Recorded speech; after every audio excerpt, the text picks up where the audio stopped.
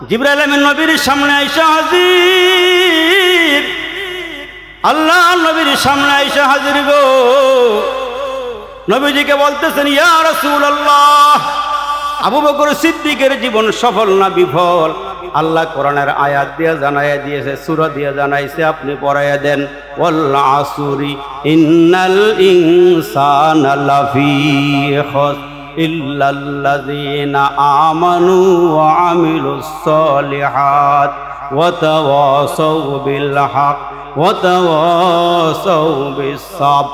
ও নবী, আপনি জানাইয়া দেন, আসরের কসম, আসরের নামাজের কসম, আসরের সময়ের কসম, আপনি জানাইয়া দেন, যে চারটা কাজ করবি তার জীবন হবে সফল, আর যে চার কাজ করবে না সে হবে বিফল। এক নম্বরে ইল্লাল্লাযীনা আমানু, যারা আল্লাহর উপরে ঈমান আনে, যারা আল্লাহর উপরে ঈমান আনে, ও আমিলুস সালিহাত, নেক আমল করে, বাইসা বাইসা ভালো আমল করে, আর মুসলমান ওয়া তাওয়াসাউ বিল হক, যারা সত্যের দিকে মানুষকে ডাকি, আল্লাহর দিকে মানুষগুলোকে ডাকি, আর যেই মানুষগুলো বিপদে আপদে মুসিবতে আল্লাহু আকবার সবুর করে, ধৈর্য ধারণ করি, এই চারটা গুণ যার মধ্যে আছি, আমার আল্লাহ বলে তার জীবন সফল। দুইজন রিক্সাওয়ালা একসঙ্গে রিক্সা পায়, রিক্সা চালায়, একই গ্যারাজে রিক্সা রাখে, একই গ্যারেজ থেকে রিক্সা লয়ে বের হয়। একজন হলো 5 ওয়াক্ত নামাজি, আর একজন বেনামাজি। ওই নামাজি ব্যক্তি সকালে রিক্সা নিয়ে বের হয়, আজান দিলি আর রিক্সা চালায় না, তালা লাগাইয়া নামাজে ডুইকা যায়। রাত 10টায় রিক্সা বন্ধ করি। আর বেনামাজি জোহরও পড়ে না, আসরও পড়ে না, মাগরিবও পড়ে না, এশাও পড়ে না, ফজরের তো খবরই নাই। রাত 10টা বাজে গ্যারেজে গাড়ি বন্ধ করিয়া দুইজনে হাঁটে আর বলে, এ ভাই, তোর ইনকাম কত? নামাজি ব্যক্তি কয়, আমার ইনকাম হলো 600 টাকা। বেনামাজিরে জিজ্ঞেস করে, ভাই তোমার ইনকাম কত? আমার ইনকাম হইল 1000 টাকা। বেনামাজি একটা হাসি দিয়া কয়, তোমারটা কম হইব আর আমারটা বেশি হইব, কারণ আমি তো হাড় ভাঙ্গা পরিশ্রম করি, সময় নষ্ট করি না। আর নামাজি ডাক দিয়ে বলে, বাইরে তুমি তো ইহকালে লাভবান, আমি উভয় কালে লাভবান। যদিও আমি টাকা কম কামাই করি, কিন্তু আমি তো 5 ওয়াক্ত নামাজ পড়ি। আমার দুনিয়ার জীবন সফল, আখিরাতের জীবন সফল। সম্মানিত ইনশাআল্লাহ বাকি বয়ান পর, দোয়া পর আপনাদের জন্য সংক্ষিপ্ত মেহমানদারির ব্যবস্থা আছে, আপনারা সবাই মেহমানদারি করে যাবেন। আসসালামু আলাইকুম ওয়া রাহমাতুল্লাহি ওয়া বারাকাতুহু। আলহামদুলিল্লাহ, আলহামদুলিল্লাহি ওয়া কাফা ওয়া সালামুন আলা ইবাদিহিল্লাযীনা ইসতাফা। أما بعد فأعوذ بالله من الشيطان الرجيم. بسم الله الرحمن الرحيم. والعصر إن الإنسان لفي خسر إلا الذين آمنوا وعملوا الصالحات وتواصوا بالحق وتواصوا بالصبر. صدق الله مولانا العظيم وصدق رسوله النبي الكريم. ونحن على ذلك من الشاهدين والشاكرين والذاكرين، والحمد لله رب العالمين. हर लहज़ा है मोमिन की नई शान नईयान, गुफ्तार में किरदार में अल्लाह की बुरहान, गुफ्तार में किरदार में अल्लाह की बुरहान। ये राज किसी को नहीं मालूम कि मोमिन आरी नजर आता है हकीकत में है कुरान, आरी नजर आता है हकीकत में है कुरान। জামিয়া কুরআনিয়া দাওয়াতুল হক জৈনপুর মাদ্রাসা কর্তৃক আয়োজিত 2 দিনব্যাপী বার্ষিক ওয়াজ ও দোয়া মাহফিল। আজকের এই মহতি মাহফিলের সম্মানিত সভাপতি বুজুর্গ হযরত উলামায়ে কেরাম, আইম্মায়ে মাসাজিদ, খতাবায়ে মাসাজিদ, এলাকার মুরব্বিয়ান, যুবক ভাইরা, আল্লাহ পাকের দরবারে লাখ কোটি শুকরিয়া যিনি আমাদেরকে 2 দিন পর্যন্ত এই নুরানি কোরআনী বাগানের মাহফিল শোনার তৌফিক দিলেন। আমরা শেষ মুহূর্তে এসে পৌঁছে গিয়েছি। আসুন শেষ মুহূর্তে সকলের আওয়াজকে একসাথ করে জোরে এবং সরে বুক ভরে মুখ ভরে আওয়াজ করে বলি আলহামদুলিল্লাহ। আমরা শুকরিয়া আদায় করলাম কার? আজীবন আমরণ শুকরিয়া আদায় হবে কার?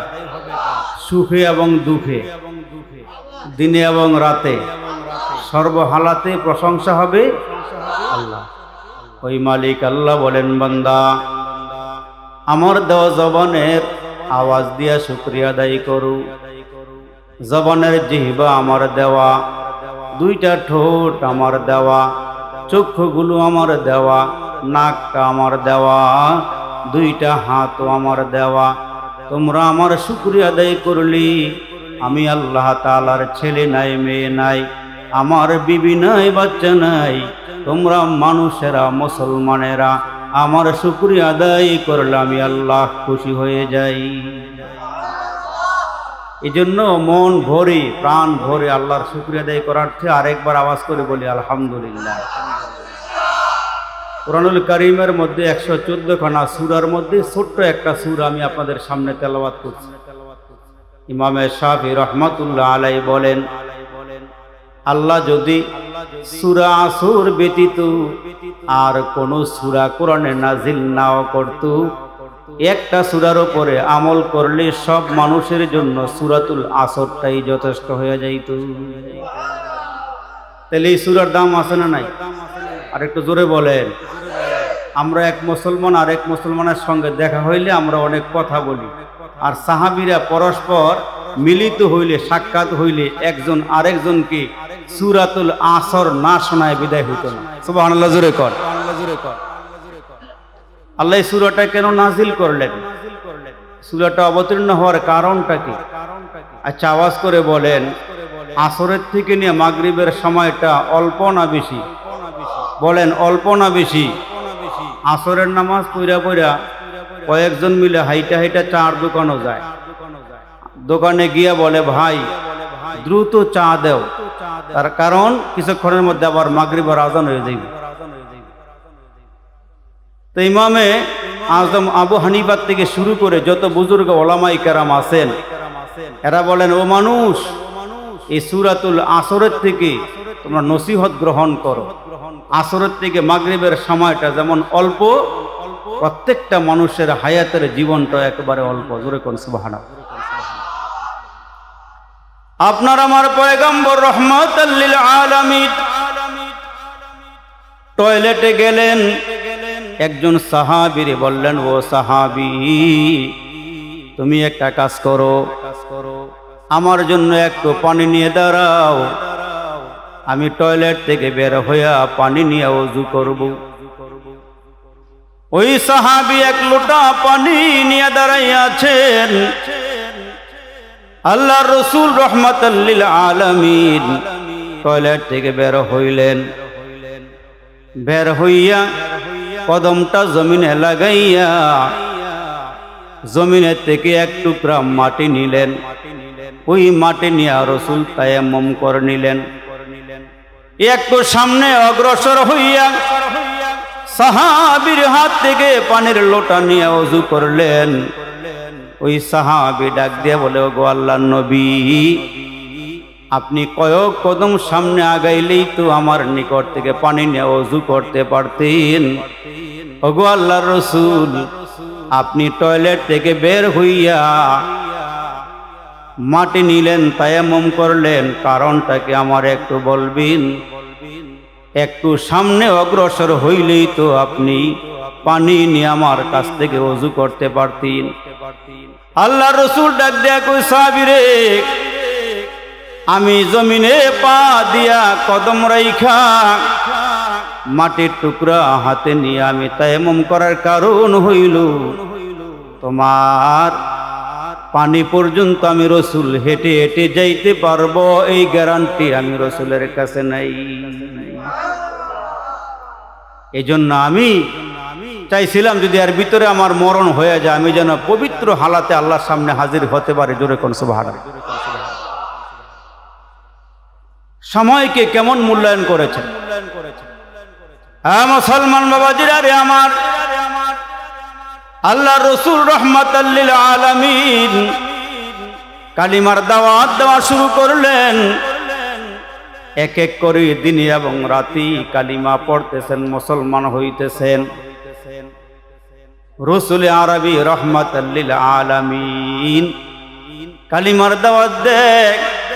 যারা মূর্তি পূজা করে, যারা গাছের পূজা করে, মাছের পূজা করে, সূর্যের পূজা করে, চন্দ্রের পূজা করে, ওই মানুষগুলো আল্লাহ নবীর সামনে আসে গো।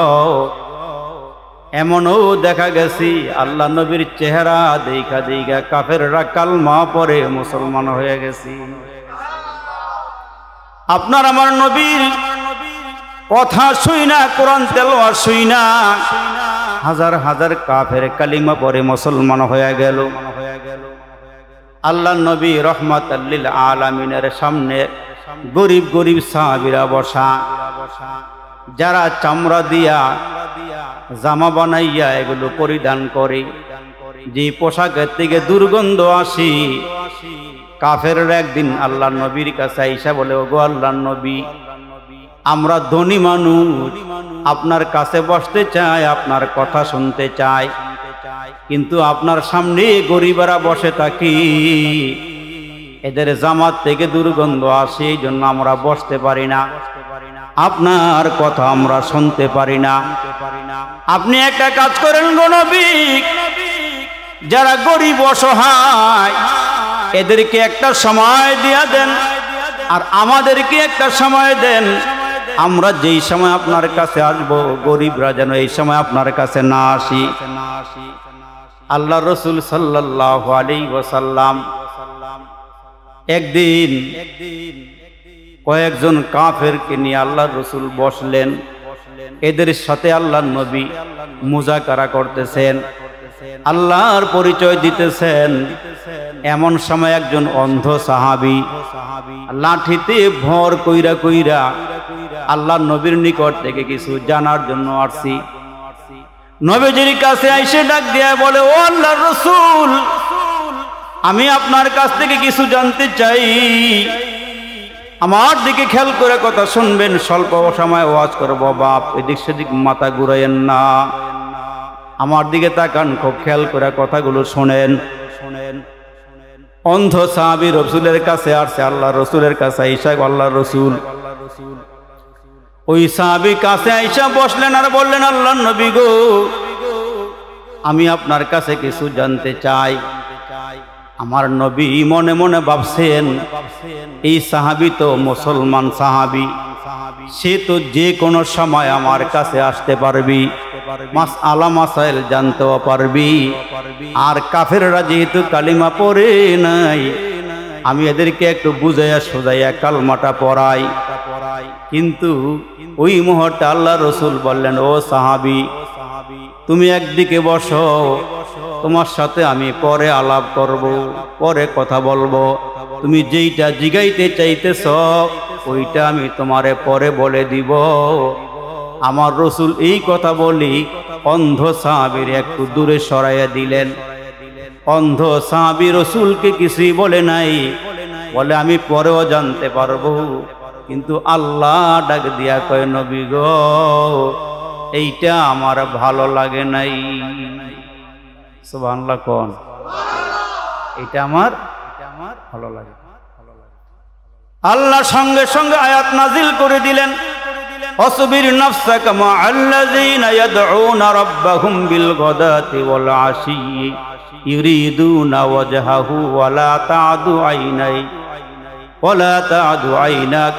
রাসূলকে আল্লাহ ডাক দেয়, নবী গো, যে ধনী লোকেরা আপনার কাছে আসছি এদের দিকে আপনি মনোনিবেশ না হইয়া যারা কালিমা পড়েছি আপনি এদের সঙ্গেই লেগে থাকুন।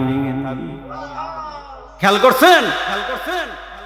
বলতেছে, ও নবী, যে কাফেরগুলো আপনার কাছে আসছে এদের দিকে মনোনিবেশ না হইয়া যে অন্ধ আপনার কাছে আসছে আপনি এদের দিকে মনোনিবেশ করেন। সুবহানাল্লাহ, জোরে খন। আল্লাহ আয়াত নাজিল করছে, আবাসা ওয়া তাওয়াল্লা আন জাআহুল আ'মা। ও রাসূল, আপনি মুখ ফিরাইয়েন না। ও নবী, আপনি চেহারা ঘুরাইয়েন না, আপনি বুরু কুঞ্চিত করিয়েন না।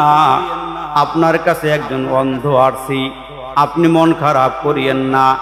যা জানতে চায় তা তারে বলে দেন। ধনীদের দিকে আপনার ফিরে তাকাইবার দরকার নাই। এরা আপনার কাছে আসলে ঈমান গ্রহণ করার জন্য আসে নাই, এরা আপনার রাসূলকে পরীক্ষা করার জন্য আসছি। আর অন্ধ সাহাবী হয়তো আপনার নিকট থেকে কিছু যাই না, সে আমল করবি। এই রাসূল আরবির কালেমার দাওয়াত চলছে, আপনাদের বেশি কষ্ট হইতেছে না? কষ্ট হইতেছে? সামান্য কটা কথা শোনেন। তো রাসূল কালিমার দাওয়াত দেওয়া শুরু করছেন, আর মানুষেরা দলে দলে নবীর কাছে আসতে শুরু করে। নবীজির একজন বড় সাহাবী, 4 জন সাহাবীর মধ্যে একজন সাহাবীর নাম হলো হযরত আবু বকর সিদ্দিক। উনি মক্কা নগরীর সবচেয়ে বড় ব্যবসায়ী, কোমল হৃদয়ের মানুষ, একবারে নরম তবিয়তের একজন মানুষ। এই একজন সাহাবী তখনও কালিমা পড়ে নাই। রাসূল একদিন দাওয়াত দিয়ে বলেন, আবু বকর, পড়ো লা ইলাহা ইল্লাল্লাহ, লা ইলাহা ইল্লাল্লাহ। সাহাবীটা কেমন, নরম না গরম? কথা কয়, নরম না গরম? গরম নরম মিলে এই দুনিয়ার মানুষ, ঠিক কিনা? জোরে কোন। ওই বুড়া বেটাই গেছে ডাক্তারের কাছে। কার কাছে গেছে? একবারে বয়সে মাথা নুয়ে গেছে, ঝুঁকে গেছে। এমন একজন মানুষ ডাক্তারের কাছে গিয়া বলে, ডাক্তার, সারা রাত এই পিঠ ওই পিঠ, কত রকমের ঘুমাইবার চেষ্টা করি, আমার ঘুম আহে না, একটু ওষুধ বড়ি দিয়ে দেন। ডাক্তারও ওই বার্ধক্য রোগীর দিকে তাকাইয়া, চেহারা সুরুতের দিকে তাকাইয়া নয়নমুনা দেখে বলতেছে, এটা আসলে আপনার কোনো রোগ নয়, এটা বয়সের কারণ। কি এর কারণ? বয়স বেশি হইছে, বেশি হইলে মাঝে মাঝে এমনও হয়। আচ্ছা ঠিক আছে, এটা গেল। কিছুক্ষণ পরে বলতেছে, স্যার, একবার খাইলে আরেকবার খাইতে মন চায়। তো ডাক্তার আবার ঘুরায় ঘুরায় কয়, এইটাও আপনার বয়সের কারণ। এটাও কি বয়সের কারণ? তো এক কথা দুই কথা বলতে বলতে যেইটা জিগা এইটাই খালি বয়সের কারণ। এই বেড়ায় সিটটা গিয়া ফায়ারে মারছে এক থাপ্পড়, এমন জোরে থাপ্পড় দিছে ডাক্তাররে শেষ সহ বলাই দিছে। শেষ সহজ হন ডাক্তাররে রুগিয়ে ফলাই দিছে। ফলাই দেওয়ার পরই এবার বয়স্ক বেড়ায় ডাক্তারের দিকে ছায়া রইছে। ছাওয়ার পরে দিয়া বরাবর বলতেছে, আপনারা জিগাইলাম আর উত্তর দিলেন, এটা কেমন লাগলো মাইটা যে খাইলেন? এটাও বয়সের কারণ। এটাও বলে বয়সের কারণ। বেটা এলো তাঁতি মেজাজের, গরম মেজাজের মানুষ আর কি। তো নবীর সাহাবীর মধ্যে গরম আসিল, আবার নরম আসিল। ওমরের মতন সাহাবী নরম না গরম? একটু জোরে কর, নরম না গরম? আবার দেখবেন একজন নরম মানুষই এর সামনে যদি আল্লাহর বিরুদ্ধে কোনো কথা কয়, নবীর বিরুদ্ধে কোনো কথা কয়, দেখবেন এই বেটা নরম হইলো, ওই মুহূর্তে বেটা গরম হয়ে যায়। ঠিক কিনা? জোরে কন। আবু বকর সিদ্দিক হায়াতের জীবনে একবার গরম হয়েছিল। কেমন গরম হয়েছে? রাস্তা দিয়ে হাঁটতেছেন আর সামনের দিক থেকে 2 কাফের মিল্লা আসতেছে। আর ওই দিনই নবীজির উপরে একটা আয়াত নাজিল হয়েছে, সাহাবীরা জানার আগে কাফেররা জানে না। আল্লাহু আকবার, জোরে কন। আয়াতটা নাজিল হয়েছে কি? আল্লাহ কইছে, ওয়াকরিদুল্লাহ করদান হাসানা, একজন আরেকজনকে কর্জে হাসানা দাও, এটা দান করার চেয়ে বেশি সওয়াব। সুবহানাল্লাহ, জোরে কর। আয়াত নাজিল হইছে, আল্লাহুল গনিয়্যু ওয়া আনতুমুল ফুকারা, আল্লাহ কইছে জগতের সব মানুষ গরিব আর আমি আল্লাহ ধনী। আর যখন কইছি যে তোমরা একজন আরেকজনকে ঋণ দাও, একজন আরেকজনকে সহযোগিতা করো, তখন দুই কাফের হাঁটতে হাঁটতে আবু বকর সিদ্দিকের কাছে আইসা এক কাফের আরেক কাফেরকে ডাক দিয়ে বলে, এতদিন পর্যন্ত যা জানছিলাম শুনছিলাম যে মোহাম্মদ মক্কা নগরীতে গরিব, আর আজকে খবর পাইলাম মোহাম্মদের আল্লাহ বলে গরিব। জোরে নাউজুবিল্লাহ কোন। সময় বেশি হয়ে গেছে গা, আপনাকে মনে একটা বেশি মজা লাগতেছে না, কিন্তু হা না কইলে বুঝবো যে আপনারা মনে হয় কিছু শুনবেন। আবু বকর সিদ্দিক আল্লাহর একজন প্রিয় মানুষ, প্রিয় বান্দা, নবীর প্রিয় একজন উম্মত, তারে শোনায় শোনায় কইতেছে এতদিন শুনতাম মোহাম্মদ গরিব, আর আজকের থেকে শুনতেছে মোহাম্মদের আল্লাহ বলে গরিব। এই কথাটা বলার পরে আবু বকর সিদ্দিক আসলে নরম দিলের মানুষ, উনি এমনই গরম হয়েছে, একবারে মনে করেন জামার হাতাটা বইটা হাতের মধ্যে একটু শক্তি আইনা ওই ইহুদির এমন একটা সর লাগাইয়া দিছে, এমন একটা থাপ্পড় লাগাইয়া দিছে, নরম বেডার নরম মেজাজের মানুষের গরম যখন হয়ে গেছে গা, পুরা শরীরে যখন মুসলমান শক্তি আয়ে পড়ছে, এক থাপড়ায় বেড়ায় ওই ইহুদি ঘুরতে ঘুরতে আসলে ওসাদ গেছে গা নিসাদ। সুবহানাল্লাহ, জোরে কর। আসলে ওসাদ গেছে গা কই, নিসাদ গেছে গা। যখন গেছে গা গিয়া গইরাইতেছে আর কইতেছে, আবু বকর আমার অনর্থক মারলা কেন, আমি তো ঠিকই কইছি, আমার এইভাবে তুমি প্রহার করলে কেন? আবু বকর সিদ্দিক কয়, কথা বাড়াইলে আরেকটা দিন। সুবহানাল্লাহ কর না, কথা বাড়াইলে আরেকটা দিন। আল্লাহু আকবার। এইবার এই ইহুদি মনে মনে কয়, নরম মাটায় যে গরম হইছে আজকে আমারে শেষ করে লইব। এইবার সোজা চলে গেছে আপনার আমার নবীর দরবারে, যে দুনিয়াতে একটা আদালত আছে যেই আদালতে কোনো ঘুষ টুস চলে না, তলদেও চলে না, উপরদেও চলে না। এমন দুনিয়াতেও বিচার করানোর নেতা আছে যারা ঘুষ দেওয়ান যায় না, ঘুষ দিয়ে বিচার করন যায় না। আবার কিছু গ্রামের মধ্যে মাতবর প্রধান এমনও আছে ঘুষের লেগে বইয়া হইথায়, কারা কথা কইতো না। দুই গ্রুপে মারামারি লাগায়, বেটা খালি ভিটকিতে চাইয়াতে হেরা কোন সময় যাইব, কিও ঠিক নিও। রাগ হইতেছেন? আমরা তো কাছাকাছের মানুষ, তো দুই গ্রুপে লাগছে মারামারি। এক গ্রুপে একটু শক্তি বেশি, আর এক গ্রুপের একটু শক্তি কম। যারা মার খাইছে গ্রামের বড় মাতবরের কাছে গিয়ে বলছে, মাতবর সাহেব এই বিচারটা করে দেন। বিচার যে করমু সবই ঠিকঠাক আছে, বিচার কবে করতাম? তাজা না করলে এটা বাসি হয়ে গেল গা, বিচারটা তেমন ভালো হইতো না, তাজা থাকতে করে দেন। এখন এই বেটায় কয় কবে করলে ভালো হয়? আগামীকালকের ভিতরেই করে দেন। এই বেটাকে একটা সুযোগ আইছে, তুমি আগামীকালকে বিচার করার কথা কইতেছ, আগামীকালকে তো আমার ডাক্তারের সিরিয়াল। এখন মারি খাওয়ান না গ্রুপ মনে মনে কয়, এই বেটায় যে খাওয়ান না, এই বেটারে না খাওয়াইলে বা হইতো না। পকেটের থেকে হাত ঢুকাইয়া দিয়া যখন টেহাটা আলগে দিছে, ছায়া দেয় 5,000 টেহা।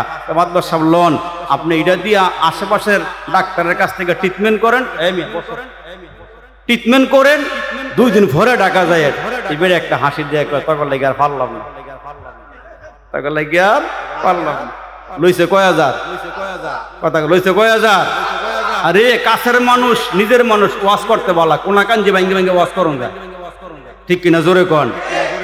যখন যেই গ্রুপ মার দিছে, হেরা আবার খবর পাইছে যে চাচার কাছে মার খাওয়ার গ্রুপ গেছে গা। এরও আবার দৌড়াই গিয়ে চাচা বিচার আচার যাই করবেন ঠিকঠাক মতো করেন, ঠিকঠাক মতো কইরেন। হেরাও জানে চাচারে কিছু না দিলে বিচার হয় না। এরাও চিন্তা করছে, চাচা বিচার কালকে অসুবিধা, আমরাও থাকবো, আপনিও থাকেন, যারা মার খেয়েছে হেরাও থাকবো। পকেটে আর ঢুকাইয়া দেহে টেহা যা আনছিল, এনা টেহা আছে 12,000। কয় হাজার? আগের গ্রুপ দিছে কয় হাজার, এখন কত? কম না বেশি? আগামীকালকে বিচারের ডেট দিয়ে বিচারে বসছে।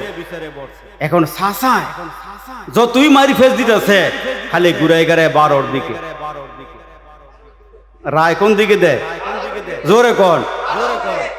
অনেকক্ষণ যাবত তারা 5,000 দিছিল, হেরা খালি পিছনে খালি আঙ্গুলগুলো উড়ায়। মাতবরে দেখায়, এটা দিয়ে বুঝায়, কয় চাচা পাক পাঞ্জাতনের খবর কি? দূর হেরা কথা কয় না রে, কি কয়? চাচা পাক পাঞ্জাতনের খবর কি? চাচায় অনেক সময় পরে মাথা ঘুরাইয়া ডাক দিয়ে কয়, কি হবে তোর পাক পাঞ্জাতন দিয়া 12 আউলিয়ায় ঠেলে। কথা কয় না, কি কয়? কি হইব তোর পাক পাঞ্জাতন দিয়া 12 আউলিয়ায় ঠেলে। এইবার বিচার গেল 12র দিকে। এমন ঘুষ খাওয়ান না লোক আছে না নাই? আর জোরে বলেন আছে না নাই? এইবার দেখলাম হজের নিবন্ধন যা হওয়ার কথা ছিল অর্ধেক বলা পুরা হয় নাই।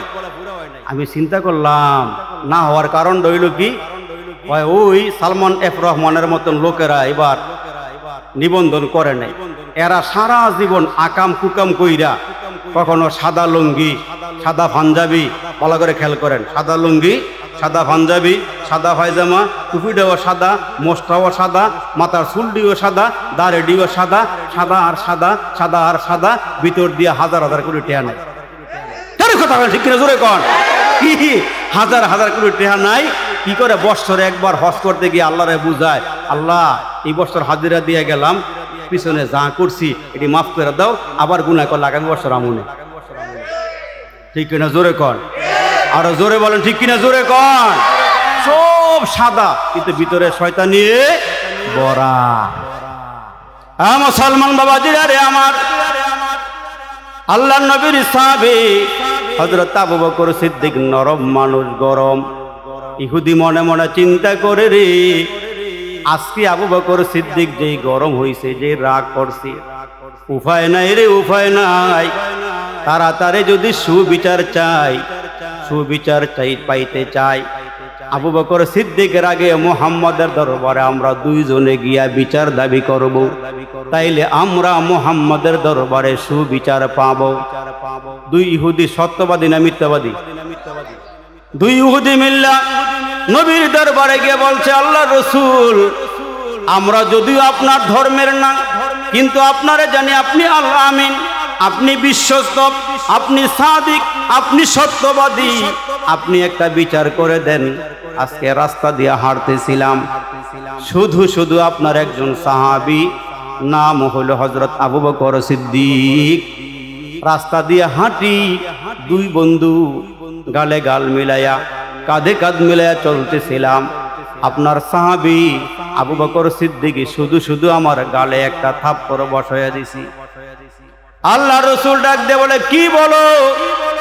আমার একজন সাহাবী আবু বকর সিদ্দিক, সে তো জানা সত্ত্বে একটা পিঁপড়ারও আঘাত দেয় না, একটা মশারও মারে না, সে আবার কেমনে গালে থাপ্পড় দেয়? আমার নবী কয়, এই থাপ্পড় যে দিছে সে আবু বকর না ওমর? আবু বকর না ওমর? ওই ইহুদি ডাক দেয়, আল্লাহর রাসূল, আমি ভুল করি নাই, আজকের থাপ্পড়টা যে লাগাইছে সে হইল আবু বকর সিদ্দিক। টাইমে আমার নবীর সাহাবী হযরত আবু বকর সিদ্দিক আল্লাহ রসুলের দরবারে হাজির। ইন্দিমের টাইমে ওই ইহুদি ডাক দিয়ে বলে, আল্লাহ নবী, এই যে আপনার সাহাবী আর আবু বকর, উনি আমারে মারছে।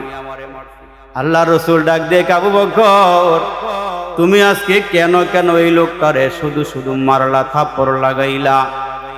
রসুলে আরবি ডাক দিয়ে, নবী গো, আমি এদেরকে থাপ্পড় দিছি, এরা কি আপনার কাছে বিচার দিছিনি? হ্যাঁ, বিচার দিছি। আমি তোমারে ডাকতাম, তুমি আগেই চলে আসছো আবু বকর। ওই মুহূর্তে আমার নবীর সাহাবী ডাক দিয়ে, আল্লাহর নবী গো, যদি পারমিশন দেন, অনুমতি দেন, তাইলে আর একটা থাপ্পড় দিতাম।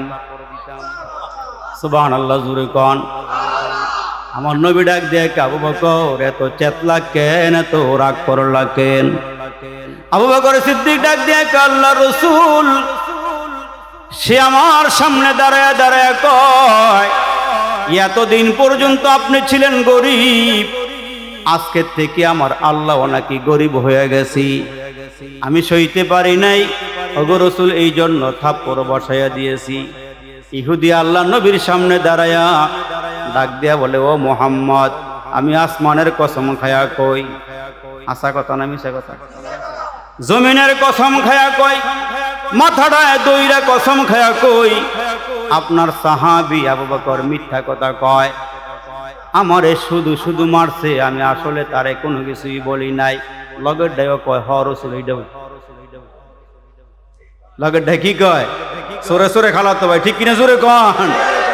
আমার নবী ডাক দেখ, আবু বকর দাঁড়াও দাঁড়াও, তুমি তারে যেমনে থাপ্পড় দিছো রেডি হয়ে যাও, সেও তোমারে থাপ্পড় দিবি। তোমার তো কোনো সাক্ষী নাই, ইহুদি তো সাক্ষী লই আইছি। আমার নবীর সাহাবী ডাক দেখ, আল্লাহর রাসূল আপনি যেভাবে বলবেন আমি সেভাবেই মানব। ঠিক আছে নবী, আমি দাঁড়াইয়া গেলাম। আমার পক্ষে দুনিয়ার কোনো সাক্ষী না থাকলেও আমার মালিক আল্লাহ আছে। আমি এক আল্লাহতে বিশ্বাসী, দুনিয়াতে আমার কেউ সাক্ষী নাই, আমার মালিক আল্লাহ সব দেখছেন। ইহুদি রেডি হয়ে গেছে, যেহেতু মুহাম্মদ সুবিচারক রায় দিয়া দিছেন, ইহুদি সুযোগ বুঝা আমার নবীর সাহাবীরে থাপ্পড় দিবি। আমার আল্লাহ ডাক দেয়, জিবরাইল রে আর দেরি করিস না, জমিনে আমার নবী আবু বকরকে দেখে নাই, তাই সে যে থাপ্পড় দিছে আমার জন্যই দিছে। আবু বকরের সঙ্গে কেউ নাই, আবু বকরের পক্ষে কেউ না থাকলো আমি আল্লাহ আবু বকরের পক্ষে আছি। যাও জমিনে চলে যাও, আমার নবীরে গিয়া বলো আমার নবী যেন রে আবু বকর সিদ্দিককে কাফেরকে মারতে না দেয়, ইহুদি যেন থাপ্পড় দিতে না পারে। আবু বকর সিদ্দিক সত্যবাদী, জোরে কোন আল্লাহু আকবার। আমার নবী আবু বকর সিদ্দিক রে কালিমার দাওয়াত দিছি। আবু বকর লাত উজ্জা মানাতের পূজা আর করা যাবে না, মূর্তির পূজা করা যাবে না, শিরিক করা যাবে না, তুমি এক আল্লাহর গোলামি করো, এক আল্লাহতে বিশ্বাসী হয়ে যাও। আবু বকর সিদ্দিক কয়, নবী গো কি করা লাগবে? আমার একটা কাজই করতে হবে, সেইটা হইল তুমি আমার সামনে পড়বা লা ইলাহা ইল্লাল্লাহু মুহাম্মাদুর রাসূলুল্লাহ সাল্লাল্লাহু আলাইহি ওয়াসাল্লাম। নবীর সাহাবী আবু বকর কালিমা পড়ে মুসলমান হয়ে গেল। এবার রাত বেশি হয়ে গেছে, এই জন্য আমি সূরাতুল আসরের পরিপূর্ণ ব্যাখ্যা বিশ্লেষণ করতে পারবো না, সামান্য একটু ধারণা দিয়ে যায়। আবু বকর সিদ্দিক কালিমা পড়লেন, মুসলমান হয়ে গেলেন। আমার নবী একদিন ডাক দেখ, আবু বকর মক্কা নগরীতে আমি যারই কালিমার দাওয়াত দিয়েছি, কোনো না কোনো প্রশ্ন করেছি, তারপরে কালিমা পড়েছি, তোমার আমি কালিমার দাওয়াত দিছি, তুমি কোনো প্রশ্ন করো নাই, তুমি সাথে সাথে কালিমা পড়ে মুসলমান হয়ে গেছো। আমার বাবাজিরা শুনেন, খুব খেয়াল করেন, আল্লাহ নবীর সাহাবী কালিমা পড়ে মুসলমান হয়ে যায়। এরে বাপ, কয়েকদিন পর আবু বকর সিদ্দিক নবীর কাছে আসছেন। আয়েশা ডাক দিয়ে, আল্লাহর নবী আপনি কি আল্লাহর রসুল? নবীজি বলেন, হ্যাঁ আমি আল্লাহর রসুল, আল্লাহ আমার নবী বানাইছেন, আল্লাহ আমার রসুল বানাইছেন, আমি হইলাম শেষ নবী, আমার পরে আর কোনো নবী নাই এই দুনিয়াতে আমাকে ছাড়া। কেউ যদি নবী মানে তারা হইল কাফির। তারা হইল কি? আমার নবী শেষ নবী, আখির নবী, শেষ পয়গম্বর।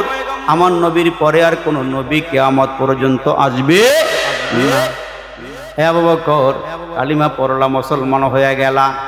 আবু বকর কয়, নবী গো আপনি যে আল্লাহর রসুল, আপনার কাছে কোনো প্রমাণ আসেনি, কোনো ডকুমেন্টস আসেনি?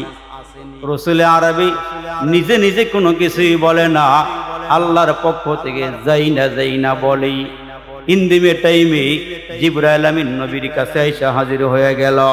ডাক দিয়া কই, নবী গো আবু বকর সিদ্দিক জানতে চায় আপনি আল্লাহর নবী কিনা, আপনি বলে দেন।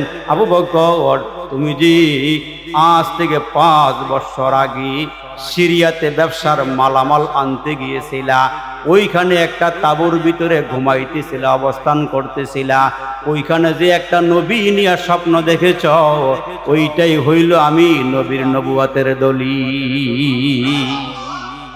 কয় বছর আগে? জোরে কর না, কয় বছর আগে? আবু বকর তুমি যে 5 বছর আগে সিরিয়াতে গিয়া ব্যবসার মালামাল আনতে গিয়েছিলা, ওইখানে গিয়ে একটা স্বপ্ন দেখেছো। ওই স্বপ্নটা হইল আমি নবীর নবুয়তের দলিল। আবু বকর সিদ্দিক কি স্বপ্ন দেখলো?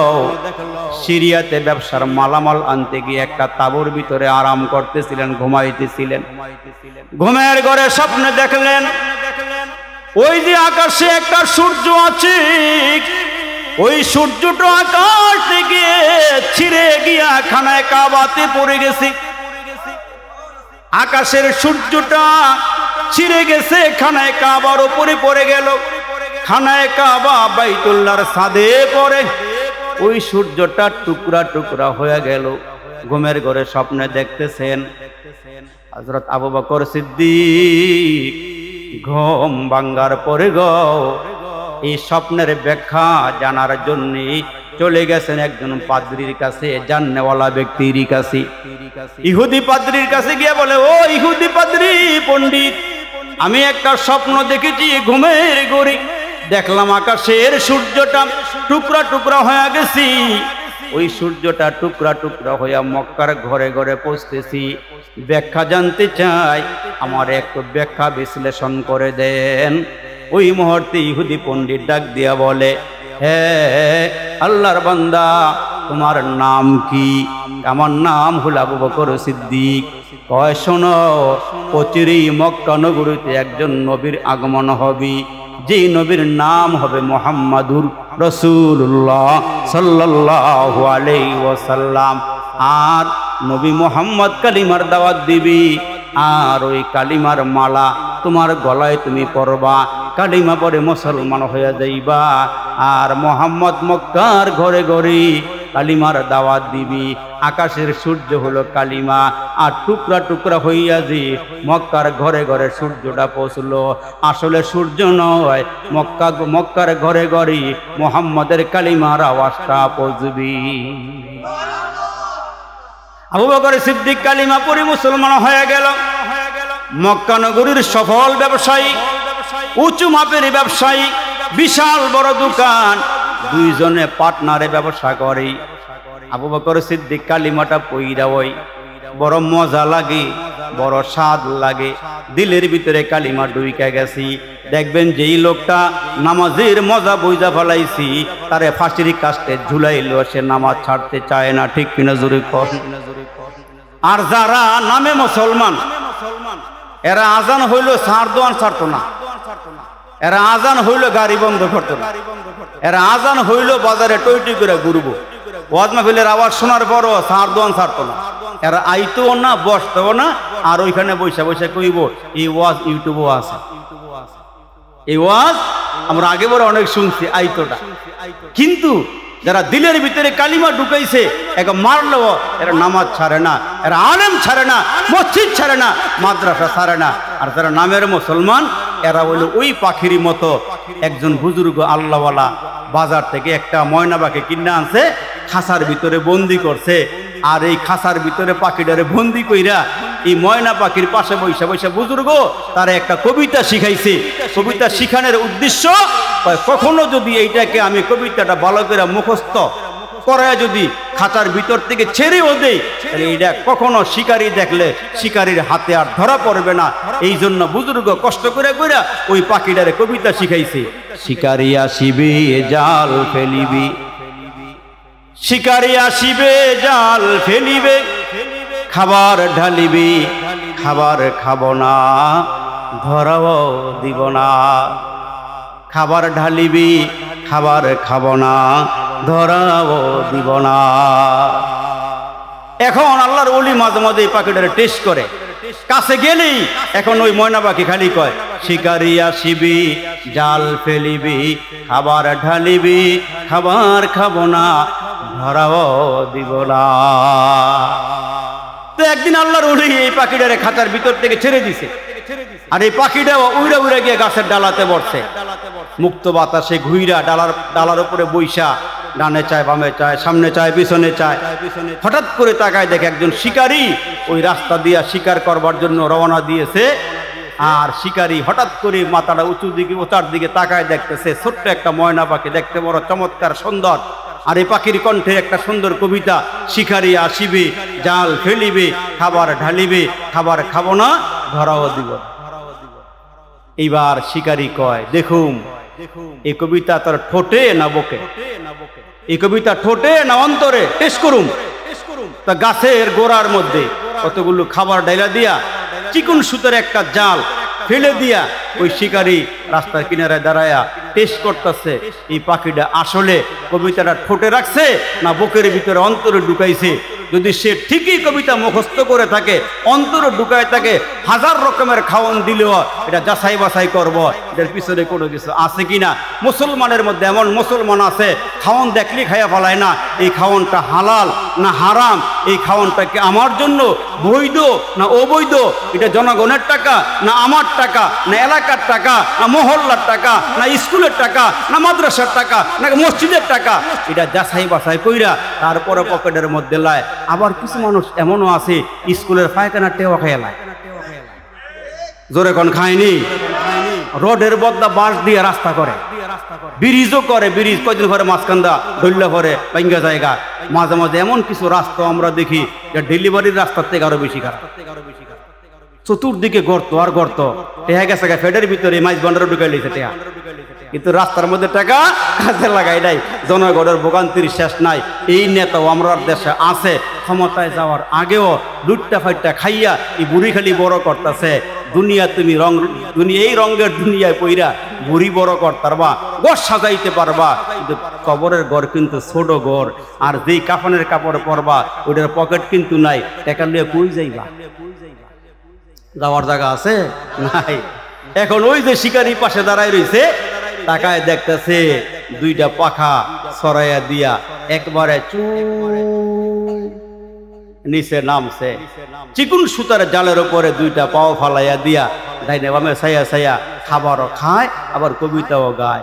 শিকারী আসিবে জাল ফেলিবে, শিকারী আসিবে জাল ফেলিবে, খাবার ঢালিবে, খাবার খাবো না ধরাও দিব না। খাইতেছে আবার কবিতাও পড়তেছে। কিছুক্ষণ পর পেট যখন বাড়ি হয়ে গেছে গা, এখন আর ডানা দিয়া উপরে উঠতে পারতেছে না, ওই যে খালি লড়াচড়া করছে, চিকুন সুতার জালের মধ্যে দুইটা পাও আটকাইছে, এখন উঠতেও পারে না যাইতেও পারে না। শিকারী পাশের থেকে আইসা দুই পায়ে ধুইরা ডাক দিয়ে বলতেছে, তোরে যেই কবিতা শিখাইছে বেটায় কষ্ট করে শিখাইছে ঠিক, কবিতা তোর ঠোঁটে তোর অন্তরে নাই। আমরাও মুসলমান, আমরা নামের মুসলমান, কামের মুসলমান না। নামের মুসলমান হইলে আমরা মুসলমান, কামের মুসলমান হইলে আমরা কামিয়াব হইতাম।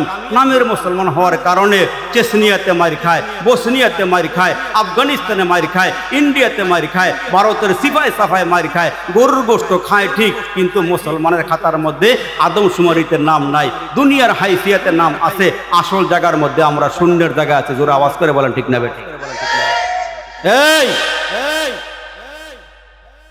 এই জন্য বলি মুসলমান আমরা যদি হুঁশিয়ার হয়ে যাই, সাবধান হয়ে যাই, তাহলে আমাদের পথ চলা হবে সহজ। আবু বকর সিদ্দিক কালমা পড়ছে, মুসলমান হইয়া দুই বন্ধু ব্যবসা করতেছে, কিন্তু এই বেড়ায় কালিমার দাওয়াত দিয়া কালিমাটা পইরা ইসলাম গ্রহণ কইরা এত মজা পাইছে, এখন দোকানে মজা লাগে না। এখন কি করে নিজের হায়াতের জিন্দিগিটার সময়টারে তিনটা ভাগ করছে। একটা ভাগ সময় দোকানে বসে দোকানদারি করে, আরেকটা সময় নিজের কাজে ব্যবহার করে, আরেকটা সময় কালিমার দাওয়াত দেয়। হাইটা হাইটা মানুষের কাছে গিয়া বলে আল্লাহ বড়, আল্লাহ বড়, আল্লাহ বড়, আল্লাহ বড়, এক আল্লাহর ইবাদত করো, 3 ফরজে গোসল করো, 4 ফরজে ওযু করো, 5 ওয়াক্ত নামাজ পড়ো, 6 সিফতে বয়ান করো, 7 দোজখ ভয়ঙ্কর, 8 বেহেশত সোনার ঘর। যদি চাও বাঁচতে চলে যাও গাছতে, আসার আগে আজরাইল চলে যাও কাকরাইল, আর কইর না ভঙ্গি চলে যাও টঙ্গি। মুসলমান আমার নাম, দাওয়াত তবলিগ আমার কাম, হয় তবলিগ আমার গাড়ি, নামাজ আমার গাড়ি, পরকালে জান্নাত আমার বাড়ি। ঘুরে ঘুরে খালি এক আল্লাহর দিকে মানুষকে ডাকে, এক আল্লাহর দিকে ডাক দেয়, বড় মজা লাগে। বেশি খারাপ লাগতেছে? 12:30 উপরে বেজে গেছে। আর দুই একটা কথা কইয়া মোটামুটি একটু গুজগাছ করি, বাকিটা পরে আবার ইনশাল্লাহ হায়াতে বাঁচলে আবার সময় বেশি হয়ে গেছে গাছ। তো এখন আবু বকর সিদ্দিক যে ঘুরে ঘুরে কালিমার দাওয়াত দিয়ে খুব মজা পায়। কয়েকদিন পরে সাথের যে পার্টনার এরা ডাক দিচ্ছে দিকায়, এই দোকান তুই লিয়ে যাইগা, আমার কিছু টাকা দিয়ে বিদায় করে দে, আমি আর দোকানদারি করতাম না, আমার দুনিয়ার দোকানদারি দরকার নাই, আমার আখরাতের দোকানদারি করা দরকার। সুবহানাল্লাহ, জোরে কোন। কিছু টাকা পয়সা লইয়া দোকান ছেড়ে দিছে। আবু বকর সিদ্দিক এখন রাত দিন নবীওয়ালা কাজ লইয়া ব্যস্ত। একদিন ওই যে সাথের পার্টনার বন্ধু দেখে বেটকে দিছে, কি আগে যে ভালো আছিলা, এখন হুজুর হইছ। এখন কি হইছ? হুজুর হইছ।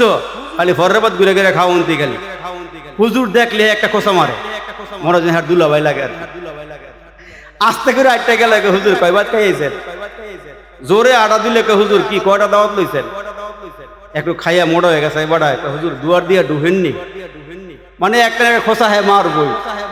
রাস্তা দিয়ে কয়দিন আমরা হাঁটছি, দেখলি ওকে হুজুররা বলে জঙ্গি, আলবদর, কি কয় না কয়। আমি একটা জীবনে বোম কিনতে মানে কই পারতাম, আমার এক আমি বলে জঙ্গি। আবার আমাকে মাঝে মাঝে কত কিছু পাকিস্তানের দালাল কইছে, অথচ আমাকে জন্ম এই বাংলাদেশের মাটি।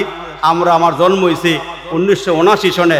আমার যদি মুসলমান আমার যদি কয় আমি রাজাকার, তাইলে মুসলমান হ্যাঁ কই তারবো, ঠিক এর সাফাত জোর আছে হ্যাঁ কই তারবো, কিন্তু আমি তো রাজাকার কারে কেটে বুঝুই না। ফানজেব্বা কারে কয় ফানজেবি গায়ে দেই, কিন্তু ফানজেব্বা কারে আমি সেইটা বুঝ কই পারতাম না। কিন্তু একটা সময় এমন গেছে, ঘর থেকে বাড়ি লই আমগো লগে এক সময় গাড়ির মধ্যে সিটের মধ্যে ভয় নাই, এখনো কিছু মানুষ ভয় পায়। তার কারণ হইলো হুজুরা যেই বোম মারছে, আসলে হুজুররা বোম মারার নাই, হুজুরকে লেবাসটা দইরা হুজুরকে সম্মান নষ্ট করার লেগা এমন কিছু মানুষ বোম মাইরা মাইরা আমগো ইজ্জত নষ্ট করলে এরা চেষ্টা করছে। এই জন্য উত্তরবঙ্গের থেকে মোড়া সোড়া একটা এলাকায় ঘোরাঘুরি করে মুরব্বী নামাজের দিকে রওনা দিছে। খেয়াল লগে দেওয়া হয়েছে, কিরে তোর বাড়ি কই, গড় কই, কই চাচা অনেক দূরের থেকে আইছি, অনেক দূরের থেকে আইসা এলাকায় ঘুরতেছি, কোনো কাজ কাম পাই না, অবস্থা বড় খারাপ। চাচাই কয় তুই কি কি কাম করবার পারো? আমার যেই কোনো কাম দেন সব কামই করতে পারি। আমার জমিনের মধ্যে কিছু হাল চাষের কাজ আছে, ওই জমিনের মধ্যে ফসল বুনান লাগবো, এই একটা কাম করে দিন, তুই পারবি নি? কয় চাচা পারবো না। মানে কত টাকা বেতন? ফেটে বাজার থাকলে হইব, হওয়া দরকার নাই, পেটে বাজার থাকলে ওই হইব। কয় তোর নাম কি? হ্যাঁ একটা আনকমন নাম কইছে, আমার নাম হলো নাতিন জামাই। কি নাম কয়? এ কথা কয় আরে কি নাম কয়? নাতিন জামাই। নামটা দিছে কি? নাতিন জামাই।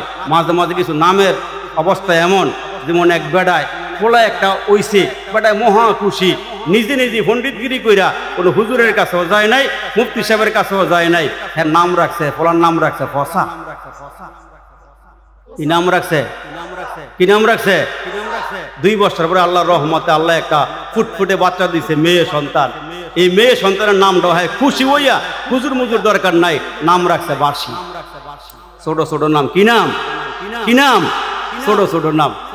আল্লাহর রহমতে আরো 2 বছর পরে ফলা আল্লাহ একটা দিছে। এবার হুজুরের কাছে গিয়ে জাগা আর তো লইতাম না, মাতবরটা হ্যাঁ হ্যাঁ লইতো না। এখন হুজুরের কাছে গিয়ে হুজুর আল্লাহ একটা শেষ কাটালে একটা ফোলা দিছে, নাম রেখা দেন। হুজুরে কয় সুন্দর একটা নাম রেখা দিই। এই দেশের বীরশ্রেষ্ঠ একটা নাম আছে মতিউর রহমান, এই নামটা আমার কাছে খুব পছন্দের নাম, মতিউর রহমান নাম রেখা দিয়েছে হুজুর একটা শুদ্ধ কইরা।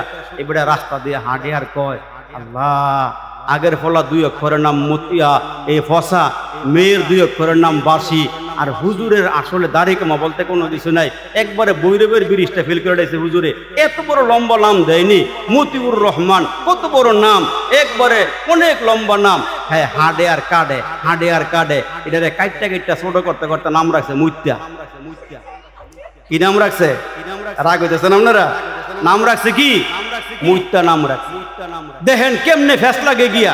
হঠাৎ করে একদিন এই বেটার বাড়িতে এক মেহমান আসছে, দামি মেহমান, একবারে মনে করেন চৌরাস্তা নাইমা মিষ্টি বাড়ির মিষ্টি লইছে, কলাপাতার থেকে আর অনেক কিছু লইয়া মিয়া ফল টল লইয়া এই বেটার বাড়িতে আইছে।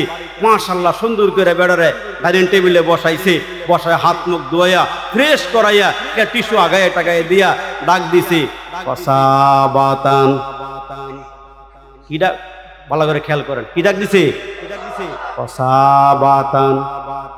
ভেড়ায় মোটে মোটে কয় মিষ্টি বাড়ির মিষ্টিটা আমার বিফলে গেল, এত টাকার ফল আনলাম এইটাও বিফলে গেল। কিছু তোমার ডাক দিছে বাসি তরকারি আন। কষা ভাতের লগে বাসি তরকারি দিলে খুব মজা হইব না? হ্যাঁ কথা কর না, মজা হইব না? জাগা 2টা কোন রকম ছাড়ছে। কিছু তোমার ডাক দিয়া কয় এ মুত্তা ফানিয়ান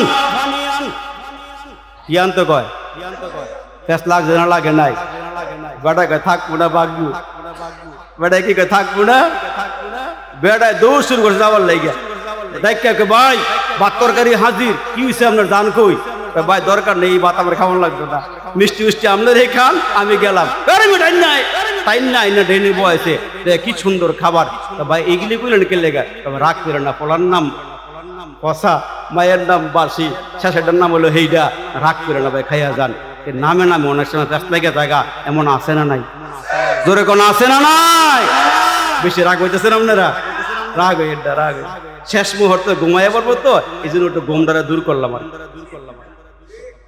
হ্যাঁ মুসলমান বাবাজিরা রে আমার আবু বকর সিদ্দিকের সঙ্গে ওই বেঈমান বন্ধুর সঙ্গে দেখা হইল আবু বকর আগেই তো বলা ছিল এখন হুজুর হইয়া শেষ করছো কোসা একটা কেন রে ভাই কি হইছি কয় দেখো যেই দোকান দিয়েছিলে একটা দোকান দিয়ে আমি আর কয়েকটা দোকানের মালিক হইছি তোমার তো যা ঘরে ঘরটাও নাই তোমার পরনের ভালো জামা কাপড়ও নাই তোমার জীবন শেষ তোমার জীবন বিফল তোমার জীবন বিফল আবু বকর সিদ্দিক কোনো জবাব দেয় না রে মনে মনে কয় জবাব দিব পরে আমার নবীর কাছে জিজ্ঞাসা করে লই আমার জীবন সফল না বিফল আমার বন্ধু কইল আমি নাকি শেষ আমার জীবন নাকি বিফল ঠিক আছে আল্লাহর রসুলের দরবারে চলে গেলেন আল্লাহর নবী গো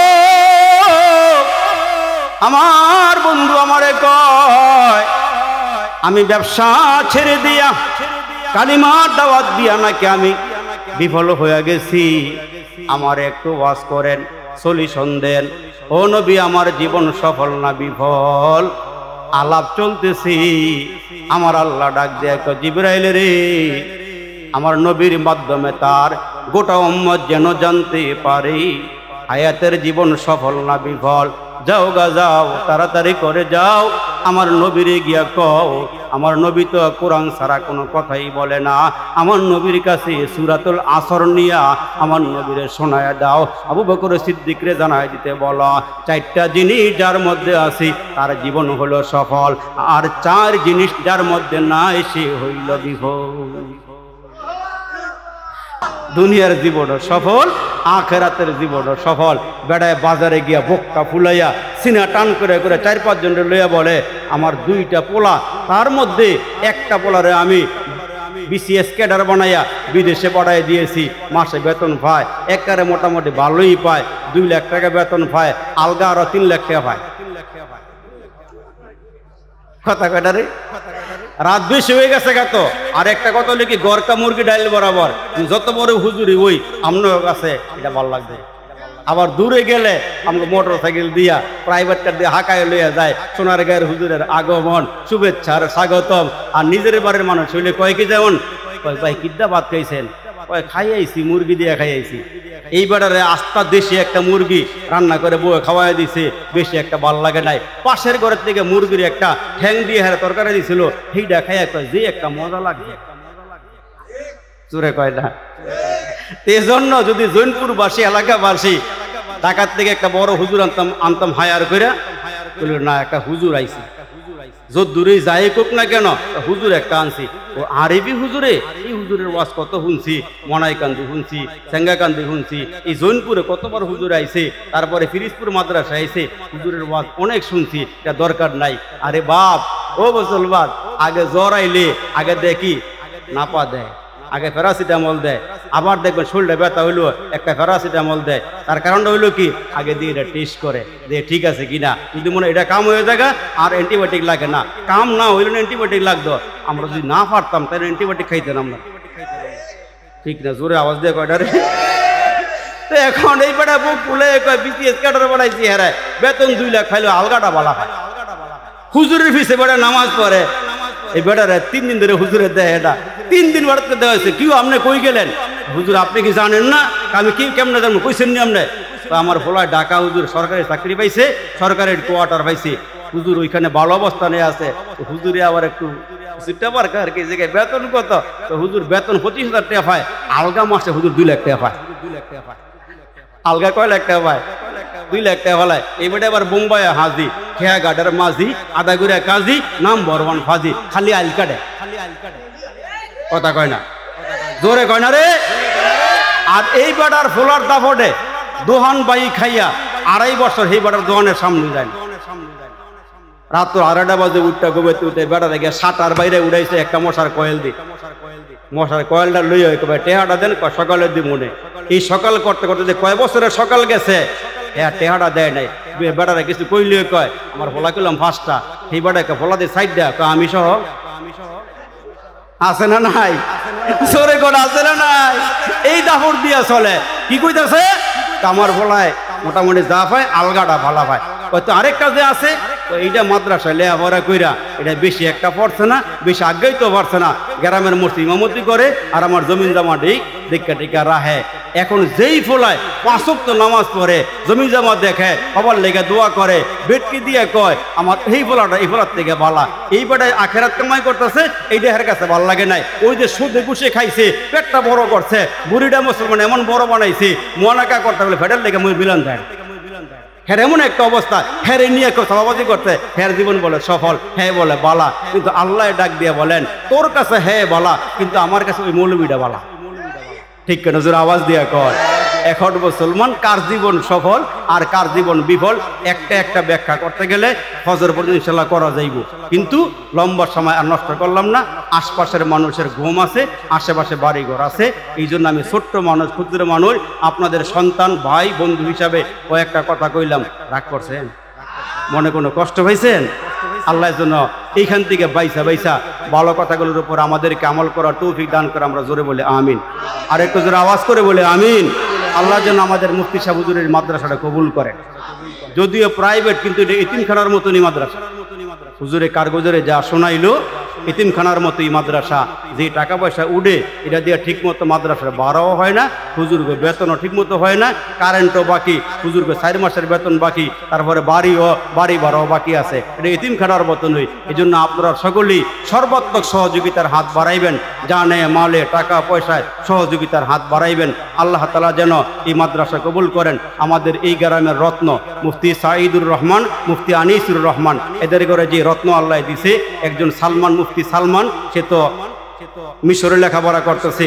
আর নোমান সাইদুর ভাই আরেকটা ছেলে এটাও যোগ্য আলেম হইতেছে ওনার বাড়ি ঘর নাই টাকা পয়সা নাই কিন্তু আখেরাতের সম্পদ আল্লাহ পাক তারে এই সম্পদ দুইটা দিছে অনেক আগায়া গেছে আপনারা না বুঝলেও কমস কম আমরা যারা মাদ্রাসা লাইনে লেখাপড়া করছি আমরা বুঝি এদের দৌড়টা কতটুকুন আল্লাহ এদেরকে কতটুকুন দূরে নিয়ে গেছে হয়তো গ্রামের সন্তান গ্রামে ইজ্জত না পাইলো কিন্তু মুসলমান ভাইরা এরা যেখানে খেদমত করতেছে ওই খেদমতের জায়গাতে অনেক অনেক ইজ্জত অনেক সম্মান সাইদুর রহমান ভাই ওনার কাছে মাঝে মাঝে আমরা যাই দুপুরবেলা গিয়ে কি মুফতি সাহেব আপনার মহল্লার খাওয়ানটা বড় ভালো লাগে খালি মুফতি সাহেব একটু বসেন কোনটা কি করে না করে এই 4-5টা বাড়িয়ে যে হাজির হয়ে যায় বললাম হুজুর এটা কি ভাই এটা কিছু না এটা আপনার কেরামতি এটা আমাকে বলে কেরামতি তো মুফতি সাঈদুর রহমান মুফতি আনিসুর রহমান এরা আনিস আমার বয়সে ছোট হইল বড় ভাইয়ের মতোই শ্রদ্ধা করে বড় ভাইয়ের মতো সম্মান করে যে মাদ্রাসা পরিচালনা করে শিক্ষার মান অনেক ভালো লেখাপড়ার মান অনেকটাই ভালো সোনারগাঁয়ের অন্য প্রাইভেট মাদ্রাসা থেকে এর মাদ্রাসার লেখাপড়ার মানটা অনেক ভালো তারপর মুফতি সাঈদুর রহমানের ভাইয়ের খেদমতগুলো মুফতি আনিসুর রহমানের খেদমতগুলো আপনাদের এলাকার দিনী ভাইদের সমস্ত খেদমতগুলোকে আল্লাহ কবুল আর মঞ্জুর করুন এই মাদ্রাসাকে আল্লাহ তাআলা একটা সময় যেন নিজস্ব জায়গাতে নিজস্ব ভবনে আল্লাহ তাআলা সর্বোচ্চ ডিগ্রিওয়ালা একটা মাদ্রাসা কবুল করে আমরা বলি আমিন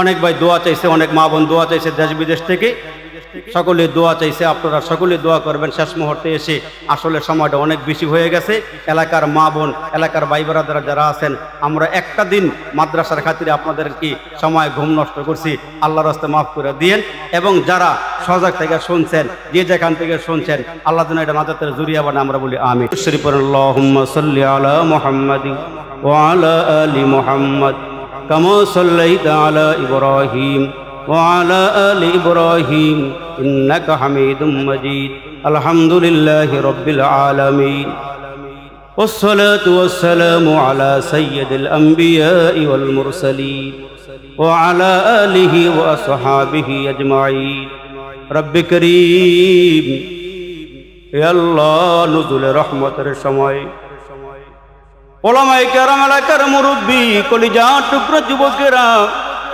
আল্লাহ যে সমস্ত মায়েরা বোনেরা সজাগ থেকে আমরার সাথে হাতগুলো বাড়াইছি, ইয়া আল্লাহ জানি না কার এই বর্ষাগুলো তোমার দরবারে কবুল হয়ে গেছে। ইয়া আল্লাহ জানি না কার দুইখানা হাত তোমার পছন্দ হয়ে গেছে। মালিক রে, তোমার আদালতে কিবরিয়াতে হাতগুলো বাড়াইয়া দিয়েছি, ক্ষমা চাইতেছি, জিন্দেগির সব গুনাহগুলো ক্ষমা করিয়া দাও। মাবুদ রে, এমন কোন গুলো আমরা করি নাই, এমন কোন পাপ নাই করি নাই, গুনার বোঝা নিয়া গো বড় আশা করে হাত বাড়াইছি। আল্লাহ মেহেরবানি করে জিন্দেগির গুনাহগুলো মাফ করে দাও। বাবাজিরা, যুবকেরা রে, যারা হাতগুলো বাড়াইয়া দিল, জানি না কার জানি মা নাই রে, কার জানি বাবা নাই রে, কে জানি বাড়াইছি, কে জানি বাবা হারাইছি রে।